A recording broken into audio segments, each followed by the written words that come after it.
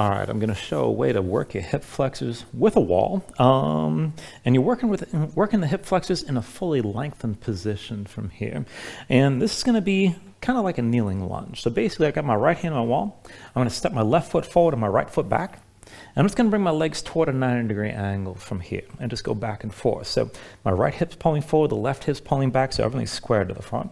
I'm just going to bring my right knee down low just above the floor and come back up and take it back and forth like this. Now the whole time I've got my torso upright, so I'm not hinging from the hips at all. I'm gonna feel all that length in the front of the pelvis, and that's what you want on the rear leg side. So in front of my right hip, this is where the length actually is. And you're definitely gonna feel it pulling from the all the way through the thigh and through the front of the pelvis. And this is a really good way to lengthen out your hip flexors, especially if you're tight from sitting too long during the day or if you never really go into this range. And if you want to take things further, you can always do this weighted. And I'll go ahead and grab a weight.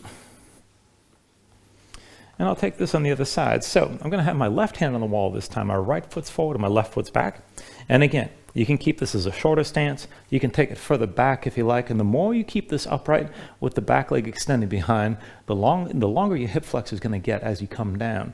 There are limits to this, of course, but over time you can build onto this pretty far. Now, my left hand's on the wall. I'm just going to hold this 10-pound weight in my right hand.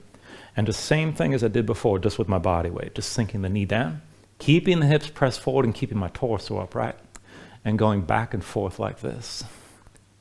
And again, this is a really good way of working on the lengthening of the hip flexors on the back leg. You're going to feel it in the front leg as well, mostly in the thigh and around the knee. But again, it's a good way to lengthen things out, especially if you've been sitting too long or things are generally tight.